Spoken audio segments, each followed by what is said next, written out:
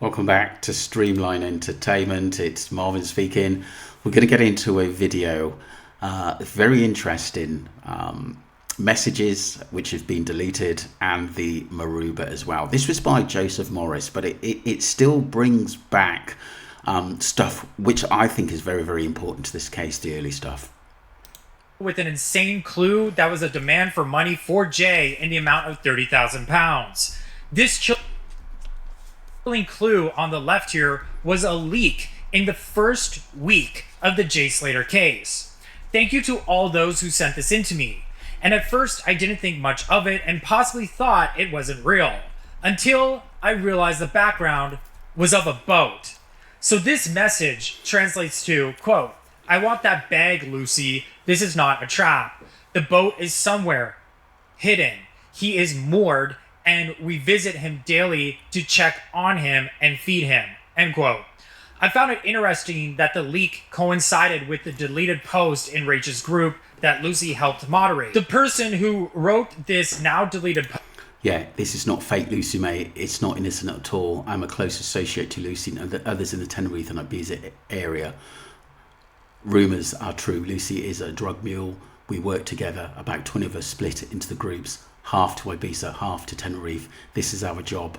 I remember it vaguely. I'm sure that I've done a couple of videos on this as well. And I'm sure a lot of the streamliners and public have got that as well. And like I said, I've always thought, I'm not sure about the massive quantities, to be honest with you. Maybe they put all this stuff together and it was a massive bag that got locked, or someone from the other side who didn't like Jay took something they weren't supposed to. Because I did hear a story in the early days that Jay swapped to another gang, but I don't know how true that is because I was receiving so many messages. But like I said, this is of interest, especially if it was taken down pretty quickly. But like I said, obviously some of the sleuths, even I got this message somewhere. Post revealed that they worked with Lucy for Ayub as a substance runner, and that Lucy allegedly got Jay involved in this business. Jay, while he was working for these dealers, lost a bag and owed a ton of money in the amount of £30,000. Sleuths took a closer look at the maruba boat because it disappeared the same day and time Jay went missing. And just having a closer look at this clue, I do see similarities between the message sent to Debbie and the image of the maruba boat, because I see blue paint here on the steps and I see blue paint here as well. So I'm wondering if it's the same blue paint. The Daily Mail published an article on July 12th talking about the maruba boat in the case. But the clue demanding money I just showed you allegedly came out a couple days after Jay disappeared on June. I'm thinking about it now, people. My viewpoint now, I think Jay had been dead a while. Even if these gangsters were basically all the people that had him said, you know, we're feeding Jay. I just don't believe that. I think he was basically unalive kind of quickly when they took him away. This is what I think. I'm not too sure about his organs, to be honest with you, but that's a massive possibility that something was taken from his body. June 17th. So the message was sent to Debbie around June 19th before trolls had her personal number. So sleuths have discovered that a boat named Maruba disappeared at 8:56 a.m., like 6 minutes after Jay's phone last pinged. Then it turned off its signals and disappeared for a couple days, and turned its signals back on and ended up here in La Palma. Then it turned off its signals again for another couple days and turned them back on in La Gomera. Strangely, it stayed there for a bit, and then on June 27th, the same day it was alleged Debbie took out funds from her GoFundMe, it made its journey back to Tenerife, where a local says they saw the boat link up with another boat in the middle of the night, and then that other boat took off to the location where Jay's body was found. Makes you wonder where that's where the he was transferred to a smaller boat so it could actually get up close to the beach.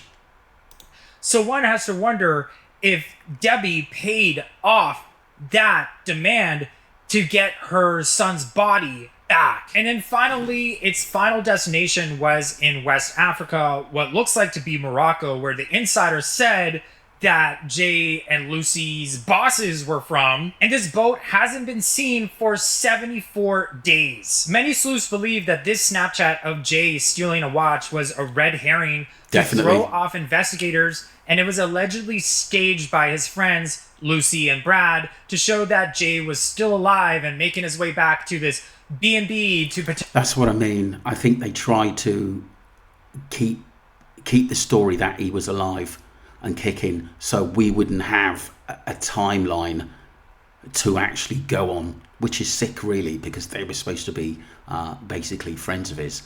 And I think they were told to do that cover up, or it could have meant their lives as well. I think that's how dangerous it got, and so their plan had to be spot on, but they needed someone else to actually help plot what they were going to do, and someone with a knowledge of Tenerife and contacts. Potentially sell a watch, and it was like the perfect alibi, but really Jay never made it to that B&B, at least alive. And some sleuths actually say that they could see Lucy in the reflection of the Snapchat wearing the exact same outfit she was seen out in that night Jay disappeared. And at the bottom here, they say they can see Brad in the reflection of Jay's sunglasses in this snap. And get this, sleuths have dug up that the owner of the boat passed away a month before Jay went missing.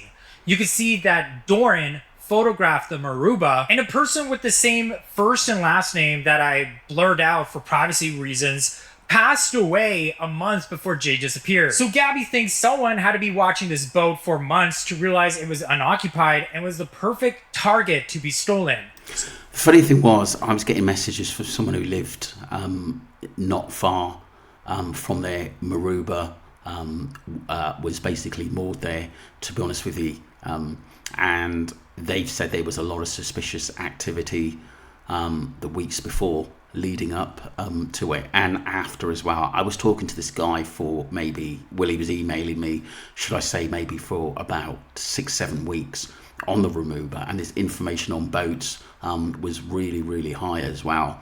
And he said it was quite alarming, and he knew a lot more. But after a while, he just started asking for more information. Did he want to sort of come on and talk to me, or basically, or phone me? And I did leave my number with him because I thought it was really, really important, but I never heard back from him. So who could that be? Who lived in Tenerife? More on that in a bit. In the audio leak of Abe with allegedly Jay laughing at Rocky when they pulled into the Masca B&B to get out and Rocky was still asleep, Wax Unfiltered, who, by the way, please go subscribe to him, believes that they hear chains from a boat.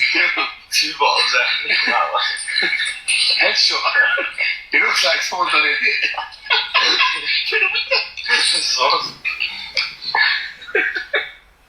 Did you guys hear that? Now I want you to forget everything that they actually said, because nothing in that is irrelevant. I don't even think it's Jay talking. But what I did hear is chains. Did anyone hear it? Why were there chains in the background? I mean chains. Did people not hear that? There were chains, like dog chains or chains. Why were there chains there? And yeah, it was kind of weird because, like I said, there were some videos circulating of Jay having like a sort of dog lead chain around him, which I do think that Jay suffered. But like I said, it's stuff that you wouldn't sort of want to put out on the internet, and respect for his family as well. But like I said, this is one of the reasons why we're chasing for justice for Jay Slater, because I think it's very, very important. And I think Joseph Morris in the early days done some really good work. Allegedly a boat was stolen. Would chains be found on a boat?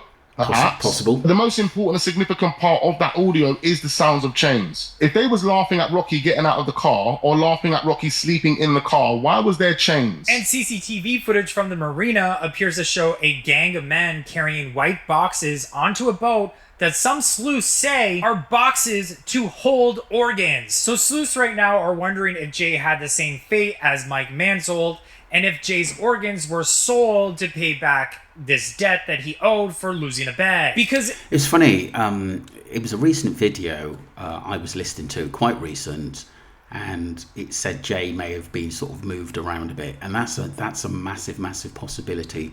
But I do think that he spent a lot of time on that maruba, I think, unalive myself. I really do, until some money was paid to release it. And don't forget, it was a tip off to someone that Jay's body was found, which was kind of strange as well.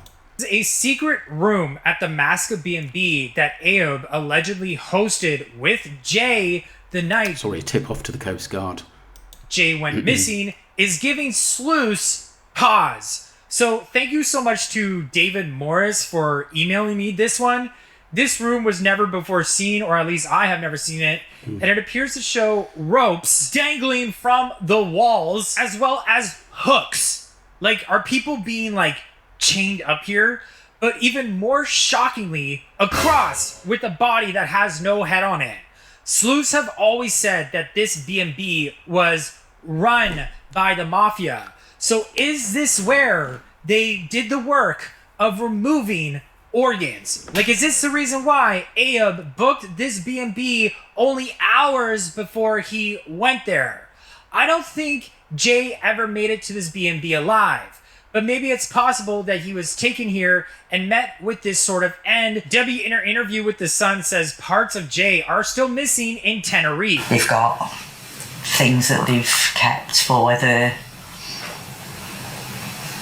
post-mortem in Tenerife that we're still going to have to arrange for repatriation again. And Jay's mother was allegedly told, quote, "We do not advise her to see Jay because there are remains still missing."